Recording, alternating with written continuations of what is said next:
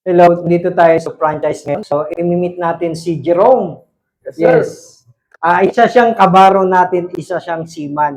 So, nagkausap kami through phone at nakita niya yung business natin na JC Business at naisip niya na gusto niya na rin hindi ka talaga nakapag-isip para magnegosyo ka. Kahit na yung time na, the moment na meron kang pera, hindi mo talaga maiisip Kaya, yung negosyo opo, eh, kasi di ba? yung money kasi come and go eh. Oo. Kinikita Pero natin. marirealize mo na Oo. lang na bandang huli, ay, ang dami mo na Ang dami palang doon na hinawakan sayang. ng pera, Oo. pero nawala lang. Now, nakita niya ako sa social media at nag-decide na siya na mag-business ng JC. Dati actually, to be honest with you, hindi ako naniniwala. Sabi ko, networking, this one. Kasi galing na ako sa networking before. So nung nakita ko, sabi ko sa kanya, ang ganda kasi to be honest with you, meron kasi siyang health.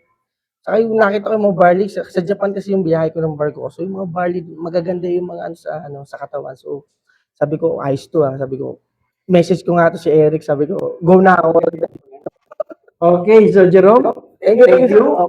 tutulungan kita na i-process yung business mo today para makapagsimula ka na dito sa ating negosyo at huwag ka mag-alala dahil kasama mo ko dito sa negosyo na to, dalawa tayo, tatrabahuin natin to hanggang makita natin yung result at gusto ko one day sasabihin mo na stop na ako sa barko, dito na lang rin ako sa Pilipinas. Okay? Sa mga gusto rin na magkaroon ng JC Business, i-PM nyo lang ako para mag-guide ko kayo na magkaroon ng negosyo katulad ni Zergio. Tutulungan natin siya ngayon para i-process yung account niya. Okay? Thank you. Thank you.